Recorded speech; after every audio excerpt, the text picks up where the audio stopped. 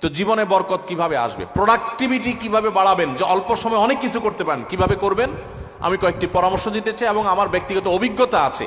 আর এই পরামর্শগুলো হাদিসের আলোকে কয়েকটি কাজ করতে পারেন আপনার প্রোডাক্টিভিটি বাড়ানোর জন্য। আলহামদুলিল্লাহ, আমি আমার বাসায় আমার ফ্যামিলির সদস্যদের এটার উপরে উদ্বুদ্ধ করেছি, তারা আমল করে।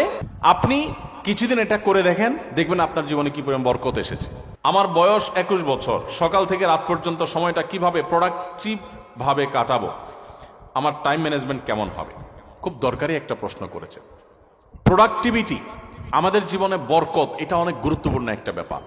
ইসলামের ইতিহাসে স্বর্ণযুগের অনেক সোনালী মানবরা আছেন, তাদের মাত্র 30, 35, 40 বছরের জীবনে হাজার হাজার পৃষ্ঠার বই রচনা করেছেন, গবেষণামূলক বই। আজকালকার মতো কপি পেস্ট মার্কা বই না, যে গুগল থেকে নকল করে কপি পেস্ট করে বই লিখে ফেলছে, জি না। তখন গুগল আর নেট ছিল না, লাইব্রেরি থেকে পড়াশোনা করে নিজেরা গবেষণামূলক গ্রন্থ লিখেছেন। 10 ভলিউম, 20 ভলিউম, 30 ভলিউমের এক একটা বই এক একটা আলমারি হয়ে যাবে। 30-40 বছর বয়সে এত বড় বড় বই লিখে ফেলেছেন। আর আমরা অনেকে আছি 30-40 বছর বয়সে ওই বইগুলো পড়েও শেষ করতে পারবো না। তাদের জীবনে অনেক বরকত ছিল, অল্প সময় অনেক কাজ করতে পারতেন। আমাদের জীবনে বরকত নাই, একেবারেই বরকত নাই। দেখতে দেখতে জীবন পার হয়ে যায়, দিন পার হয়ে যায়, কিছু করা হয় না। তো জীবনে বরকত কিভাবে আসবে, প্রোডাক্টিভিটি কিভাবে বাড়াবেন, যে অল্প সময় অনেক কিছু করতে পারেন, কিভাবে করবেন আমি কয়েকটি পরামর্শ দিতে চাই এবং আমার ব্যক্তিগত অভিজ্ঞতা আছে। আর এই পরামর্শগুলো হাদিসের আলোকে কয়েকটি কাজ করতে পারেন আপনার প্রোডাক্টিভিটি বাড়ানোর জন্য। নাম্বার 1, খুব গুরুত্বের সাথে লক্ষ্য করবেন, রাতে দেরিতে ঘুমাবেন না।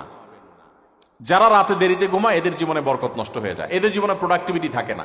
দেখুন, পৃথিবীতে যে সমস্ত দেশগুলো উন্নত হয়েছে, আপনি আমেরিকা বলেন, জাপান বলেন, কোরিয়া বলেন, আপনি ইউরোপ বলেন, পৃথিবীর যে সমস্ত অঞ্চলের যে সমস্ত দেশগুলো উন্নত হয়েছে, তাদের দেখবেন সবার একটা কমন লাইফস্টাইল হলো তারা রাতে তাড়াতাড়ি ঘুমায় পড়ে।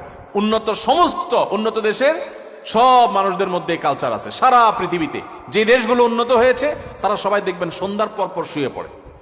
আর আমাদের বাঙালির রাত শুরুই হয়ে হলো 10টার পর, তাই না?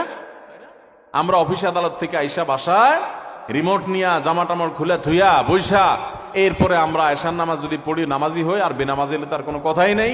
আইসা আমরা সোফা বসে এবার আমরা রিমোট দিয়া একটা পর একটা চ্যানেল পাল্টাতে থাকি, এরপরে মোবাইলে ফেসবুকে হাতাইতে থাকি, খাওয়া দাওয়া করে শুধু শুধু আমাদের 12টা, 12:30, 1টা।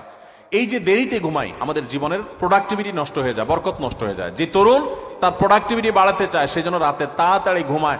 রাতে তাড়াতাড়ি ঘুমায়, যেগুলো রাতে করবেন ওইগুলো সকালে করবেন। অনেক যুবক আছে পড়াশোনা করে রাত 12টা পর্যন্ত। আরে ভাই, রাত 10টায় আপনি ঘুমিয়ে যান, এই যে 2 ঘন্টা পড়লেন, ভোর রাতে উঠে ফজরের সময় 2 ঘন্টা পড়েন, ওই 2 ঘন্টা এই 2 ঘন্টার চেয়ে অনেক বেটার হবে। কারণ 6-7 ঘন্টা 8 ঘন্টা ঘুমের পরে যে ফ্রেশ মুড থাকবে, ওই সময় পড়লে সেই পড়াটা অনেক তাড়াতাড়ি আপনার আত্মস্থ হবে।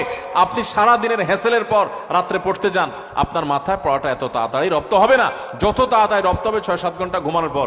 আমি একটা কথা সবসময় বলি, এই যে হেফজুখানার ছাত্রদেরকে আমরা পুরস্কার দিলাম আজকে, সারা বাংলাদেশের সমস্ত হেফজুখানার ছাত্রগুলো এক একটা মিরাকল, এক একটা অলৌকিক। কারণ এই যে অলৌকিকত্ব, এক একটা অলৌকিক বিষয় এদের মধ্যে রয়েছে, সেটা হলো যে এরা সবাই ছোট ছোট বাচ্চা মানুষ 30 পারা কোরআন হেফজ করে ফেলে মাত্র 2 বছরে, 1 বছরে, 6 মাসে, বিভিন্ন সময়। কিভাবে সম্ভব? 30 পারা কোরআন, এত বড় কোরআন পুরাটার হেফজ করে ফেলে, মুখস্থ করে ফেলে, কিভাবে সম্ভব?